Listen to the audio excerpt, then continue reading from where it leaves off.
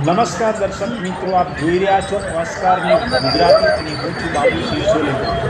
અમદાવાદમાં એક મહત્વની કાર્યવાહી સામે આવી છે, જ્યાં ડ્રગ્સ સંબંધિત ગુનામાં સેશન કોર્ટ દ્વારા કડક સજા ફટકારવામાં આવી છે।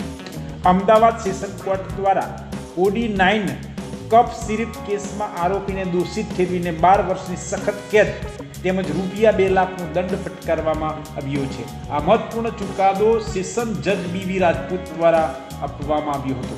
કેસ દરમિયાન સરકાર પક્ષ તરફથી સરકારી વકીલ દિલીપ ઠાકોર દ્વારા મજબૂત પુરાવાઓ સાથે ધારદાર દલીલો રજૂ કરવામાં આવી હતી, જેના આધારે કોર્ટે આરોપીને કડક સજા સંભળાવી છે। આજના સમયમાં ડ્રગ્સનું વધતું પ્રમાણ સમાજ માટે લાલબત્તી સમાન બની રહ્યું છે।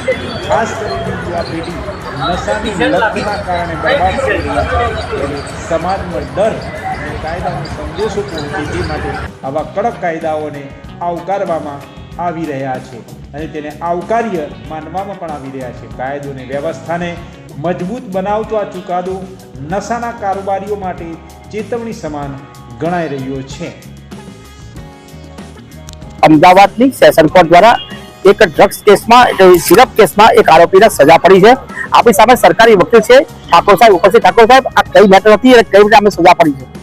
2024 એસઓજીને બાતમી હકીકત મળેલ કે અગાઉ NDPSના ગુનાઓ પકડાયેલ મોહમ્મદ આરિફ નાસિર અલી સૈયદ નાઓ પોતાના ઘરે પોતાના કબજા ભોગવટામાં કોડિન કપ સિરપની બોટલોનો જથ્થો રાખી ગેરકાયદેસર વેચાણ કરે છે, જે અંગેની બાતમીને આધારે એસઓજી કચેરીનાઓએ બે પંચોની હાજરીમાં રેડ કરતા આરોપી રંગે હાથ પકડાઈ ગયેલ, જે કેસ નામદાર સેશન જજ શ્રી BV રાજપૂત સાહેબની કોર્ટમાં ચાલવા પર આવતા નામદાર જજ શ્રીનાઓએ આરોપીને તકસીરવાન ઠરાવી 12 વર્ષ સખત કેદની સજા અને 2 લાખ રૂપિયા દંડ કરેલ છે। આ મુદ્દામાલ આશરે કેટલી રકમનો હતો? મુદ્દામાલ આશરે 15 થી 20,000 રૂપિયા તેમજ તે બોટલો જે પકડાયેલ નાર્કોટિક્સ ડ્રગની બોટલો પકડાયેલ કોડિન કપ સિરપની બોટલો જે 85 થી વધારે બોટલો હતી। આ જે કપ સિરપ પકડાયું એનો આ પહેલી વખત સજા પડી છે?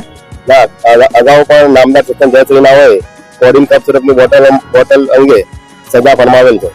આજે આપ શું કહેવા માંગો છો યુવા ધનને આપણી સરકારે અને બધાને શું મેસેજ આપવા માંગો છો?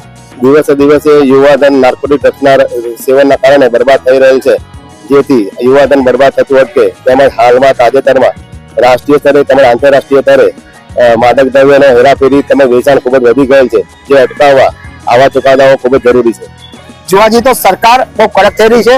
સરકાર સાથે સાથે જે કોર્ટ બી કડક થઈ છે, સરકારી વકીલો બી કોઈ ફેવર કરતા નથી અને સરકાર તરફે જોરદાર દલીલો કરે છે અને બને એટલા શક્યને વધારે સજા કરવા પ્રયત્ન છે, જેથી આવા ગુના સમાજમાં એક કડક કાયદો બેસે અને સમાજમાં એક ડર બેસે। આવા ગુના એ સજા થવી જરૂરી છે।